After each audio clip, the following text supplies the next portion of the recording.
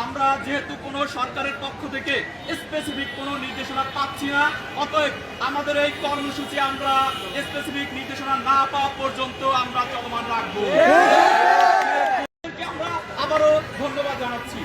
আপনারা জানেন, দীর্ঘ সময় ধরে ঢাকা কেন্দ্রীয় বিশ্ববিদ্যালয় গঠনের লক্ষ্যে তার একটি আইন প্রণয়নের কথা আমাদেরকে বলছে।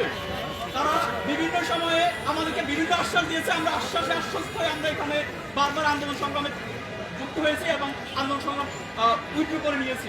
তবে আপনাদেরকে আজকে একটি কথা বলতে চাই, আজকে রাজধানীর 4টি পয়েন্টে 7 কলেজের বিপ্লবী শিক্ষার্থীরা অবরোধ করেছিল। সেই কর্মসূচি সফল করার একদম ক্রান্তি লগ্নে আপনাদের সামনে কথা বলতেছি। আর বেশি কথা বলবো না। দীর্ঘদিনের আমাদের আন্দোলন সংগ্রাম আমরা সবই চাই। আমরা আর কোনো জনদুর্ভোগ সৃষ্টি করতে চাই না।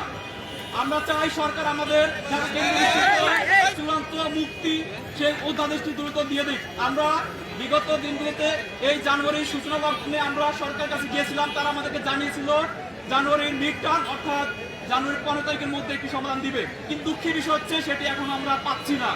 অতএব যার ফলশ্রুতিতে আমরা মূলত আজকে রাজপথে নেমেছিলাম। আজকে আমাদের 4টি স্পটের কর্মসূচি সফল হওয়ার একদম ক্রান্তি লগ্নে। আপনাদেরকে আগামীকালকে কর্মসূচি সম্বন্ধে আমি জানিয়ে দিচ্ছি। আমরা আগামীকালকে আজকে যে কর্মসূচি সায়েন্স ল্যাব, তাঁতিবাজার মোড়, টেকনিক্যাল মোড় এবং মহাখালীর আমতলী এই 4টি স্পট ব্লকেট করেছিলাম। আমরা যেহেতু কোনো সরকারের পক্ষ থেকে স্পেসিফিক কোনো নির্দেশনা পাচ্ছি না, অতএব আমাদের এই কর্মসূচি আমরা স্পেসিফিক নির্দেশনা না পাওয়া পর্যন্ত আমরা চলমান রাখবো। এই ব্লকের কর্মসূচি অনির্দিষ্টকালের জন্য চলমান থাকবে। এই ধারাবাহিকতায় আমরা আগামীকাল 15 জানুয়ারি 2026 খ্রিস্টাব্দ রোজ বৃহস্পতিবার আবারও আমরা 3টি স্পটে আমরা আমাদের ব্লকেট কর্মসূচি চলমান রাখবো। আগামীকালকে সায়েন্স ল্যাব, টেকনিক্যাল, তাঁতিবাজার মোড় এই 3টে স্পট আবারও ব্লকেট কর্মসূচি চলমান থাকবে।